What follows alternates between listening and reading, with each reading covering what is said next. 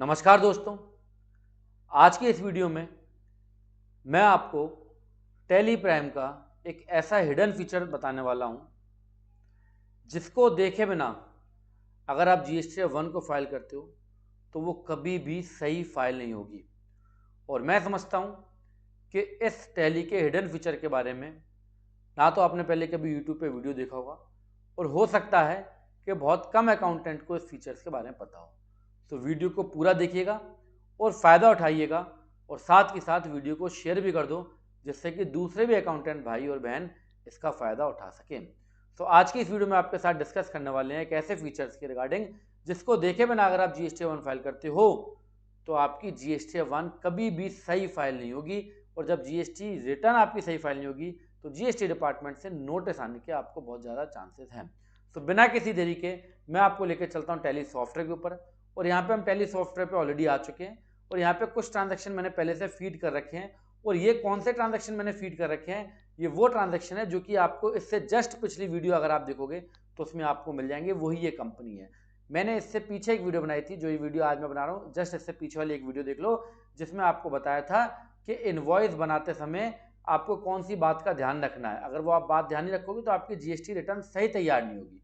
और आज ये उसका पार्ट 2 है जिसके रिगार्डिंग मैं बता रहा हूँ कि टैली का एक ऐसा हिडन फीचर जिसके बिना आपकी जीएसटी 1 कभी भी सही फाइल नहीं होगी। तो मैं आपको सीधा लेके चलता हूँ जीएसटी 1 के ऊपर। ऑल्ट जी मैंने प्रेस करा और यहाँ पे मैंने लिखा जीएसटी 1।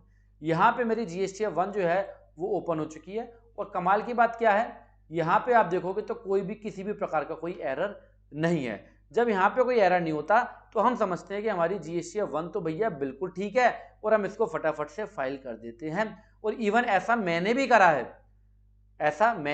है, क्योंकि टैली में जब रिटर्न बिल्कुल सही तैयार हो रही है तो भैया हम यही सोचेंगे कि यार रिटर्न तो ठीक है तो अपन इसको फाइल कर देते हैं। बट ऐसा बिल्कुल नहीं है। आपको यहाँ पे ध्यान रखना है। किस बात का ध्यान रखना है, वीडियो थोड़ा आप ध्यान से देखिएगा। तो यहाँ पे हमारी जीएसटी 1 तैयार है। इसमें हमारे कुछ B2B के ट्रांजेक्शन है, कुछ B2C के ट्रांजेक्शन है और नील रिलेटेड के कुछ ट्रांजेक्शन है। तो यहाँ पे मुझे क्या पता लग रहा है, यहाँ पे मुझे पता लग रहा है कि भैया एक तो मेरी है टैक्सेबल सप्लाई और एक है मेरी एग्जाम सप्लाई। और मेरी टैक्सेबल सप्लाई कितनी है भैया, टैक्सेबल सप्लाई है मेरी 35,000 प्लस 25,000, 35,000 प्लस 25,000। ये मेरे को जीएसटी 1 देख के पता लग रहा है कितनी है मेरी 60,000 की मेरी टैक्सेबल सप्लाई है। क्योंकि आप देख लो B2B के अंदर 35,000 रुपए, ठीक है, और B2C के अंदर 25,000 रुपए ये टैक्सेबल सप्लाई है। और इसी जीएसटी 1 में मेरी दूसरी सप्लाई जो है वो क्या है, वो है एग्जाम सप्लाई। वो कितनी है साहब, वो है मेरी 15,000 रुपीज। कितनी है 15,000। टोटल सप्लाई मेरी कितनी है 75,000। Taxable supply 35,000 plus 25,000 equals to 60,000 मतलब 60,000 और 15,000 रुपए की मेरी एग्जाम सप्लाई है। अब इसको मैं देखूंगा और इस रिटर्न को फाइल कर दूंगा। मैं क्या, कोई भी अकाउंटेंट देखेगा तो उसको फाइल कर देगा। बट यहाँ पे राइट हैंड पे अगर आप आएंगे तो आपको एक ऑप्शन मिलता है F5 nature view.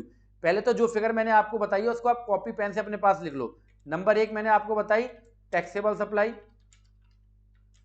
Taxable supply हमारी कितनी है 60,000 रुपए। एंड नंबर 2 मैंने आपको बताई एग्जाम सप्लाई, वो हमारी कितनी है 15,000 एज पर जीएसटी 1 जो आपके सामने दिख रही है। तो आप इसको एक कॉपी पेन पे लिख लो कि ये मेरी टैक्सेबल है, मेरी एग्जाम सप्लाई है, ठीक है। अब हम क्या करेंगे, अब हम F5 नेचर व्यू को प्रेस करेंगे जो कि टैली का एक हिडन फीचर है। राइट हैंड पे आपको दिख रहा है F5 नेचर व्यू। जैसे ही आप F5 की को प्रेस करोगे तो यहाँ पे भी आपकी सप्लाई कितनी है 75,000 रुपए। और ऑल्ट F1 की को हम प्रेस कर देंगे फॉर डिटेल। तो यहाँ पे क्या निकल के आएगा कि आपकी टैक्सेबल सप्लाई कितनी है 30,000 रुपए की और नील रिलेटेड सप्लाई कितनी है 45,000 रुपए की। मतलब अगर वो आप जीएसटी 1 फाइल कर देते तो आपकी रिटर्न गलत फाइल हो जाती। और जब आप इस तरीके से देख के फाइल करोगे तो आपकी रिटर्न ठीक फाइल होगी। यहाँ पे गलती क्या है, तो इसको देखने के लिए आपको इससे पिछला वीडियो जरूर देखना पड़ेगा जहां पे मैंने आपको बताया है कि अगर आपकी एक ही बिल के अंदर टैक्सेबल सप्लाई और एग्जाम सप्लाई या रिलेटेड सप्लाई है तो आप कभी भी बिल को एक साथ मत बनाओ। तो उस वीडियो के नीचे कुछ लोगों का कमेंट ये आया कि सर हमारा क्लाइंट हमसे मांगता है कि भैया एक ही बिल बना के दो, सर हमारा ऑनर हमसे कहता है कि एक ही बिल बना के दो। तो ना तो क्लाइंट की सुननी है, ऑनर की आप सुन सकते हो बट उसको बता के सुनना।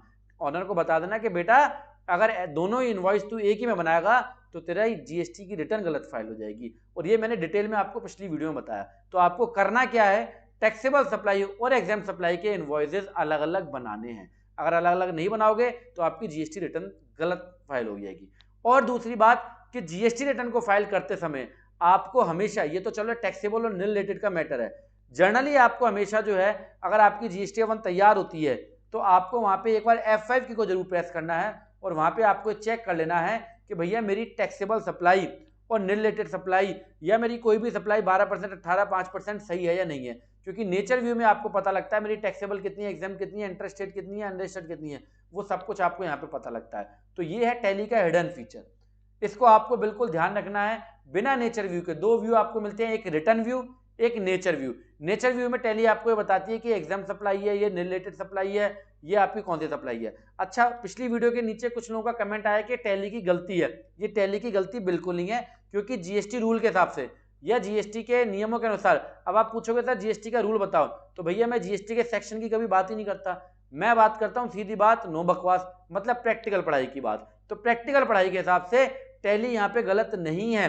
आप इनवॉइस गलत बना रहे हो, आप एक ही इनवॉइस के अंदर जो है टैक्सेबल और एग्जाम सप्लाई को बना रहे हो, इसीलिए टैली जो है जीएसटी 1 में इनवॉइस के दो टुकड़े नहीं कर सकती। टैली जो है वो इनवॉइस के कभी भी दो टुकड़े नहीं कर सकती कि उसका एक टुकड़ा B2B में दिखा दे, एक टुकड़ा निल रिलेटेड में दिखा दे। इसलिए मैंने आपको पिछली वीडियो के अंदर आपको बताया था कि आप जो है इसके अलग अलग इनवॉइस बनाए, तो मैंने आपको अलग अलग इनवॉइस भी बना के दिखाया था कि भैया आप एग्जाम का अलग बनाए और टैक्सेबल का अलग बनाए। और इसी की दूसरी तरफ अगर हम जीएसटीआर 3B देखते हैं तो जीएसटीआर 3B में देखो आपकी सही रिपोर्टिंग हो रही है, 30,000 टैक्सेबल, 45,000 निल रिलेटेड। तो जीएसटीआर 1 को फाइल करते समय आपको एक बार जरूर F5 की को प्रेस करते हुए, नेचर व्यू करते हुए देख लेना कि आपकी टैक्सेबल, एग्जाम्प्ट या निल रिलेटेड सप्लाई जो है वो ठीक जा रही है या नहीं जा रही है। आई होप ये छोटा सा वीडियो आपको बहुत अच्छा लगा होगा। अपने अकाउंटेंट भाइयों के साथ इस वीडियो को जरूर शेयर कीजिएगा। नेक्स्ट वीडियो में मैं आपको बताने वाला हूं कि इन्हीं ट्रांजैक्शन को टैली प्राइम 3.0 या उससे ऊपर की वर्जन में आप किस तरीके से रिकॉर्ड करेंगे और किस तरीके से उसकी कमी को पकड़ेंगे। ये वीडियो देखने के लिए आपका दिल से धन्यवाद। पूरी वीडियो को दोबारा से एक बार समअप कर देता हूं, तो कि मेरा मोटिव ही होता है कि आपको एक बार वीडियो देखने पड़े और आपका मैसेज क्लियर हो जाए। मैंने आपको आज की इस वीडियो में बताया कि टैली प्राइम का एक ऐसा हिडन फीचर जिसको देखे बिना आपकी जीएसटी 1 कभी भी तैयार नहीं होगी। तो कभी भी अगर आप जीएसटी 1 फाइल कर रहे हो तो यहाँ पे आप यहाँ पे कोई भी आपका एरर नहीं है, फिर भी आपको क्या करना है, एक बार F5 से नेचर व्यू करना है। क्यों करना है? क्योंकि यहाँ पे आपको लग रहा है कि मेरी टैक्सेबल सप्लाई तो 65,000 प्लस 25,000 60,000 रुपए और निल रिलेटेड 15,000 रुपए। जब आप F5 करोगे तो आपको पता लगेगा कि नहीं यार, मेरी टैक्सेबल तो 30,000 है और निल रिलेटेड 45,000 है।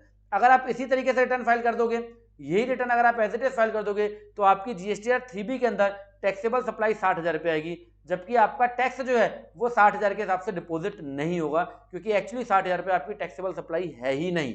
तो इन पॉइंट को जरूर ध्यान रखिएगा। रिटर्न फाइल करने से पहले समझदारी दिखाएं, रिटर्न फाइल करने के बाद समझदारी दिखाओगे तो जीएसटी डिपार्टमेंट से नोटिस आएगा। इसलिए मेरी अधिकतर वीडियो के अंदर मैं कभी भी आपको अमेंडेड जीएसटी 1 के बारे में नहीं बताता। अगर आप मेरे शुरू से चैनल देखोगे तो कभी मैंने अमेंडेड कोई भी रिपोर्ट, चाहे वो जीएसटी है चाहे वो टीडीएस है, कभी भी मैं अमेंडेड रिपोर्ट की बात नहीं करता, क्योंकि मेरा मोटिव होता है कि आप एक बार में अच्छे से रिटर्न फाइल कर दे। ये वीडियो देखने के लिए आपका दिल से धन्यवाद। मिलते हैं नेक्स्ट प्रैक्टिकल वीडियो में। Thank you.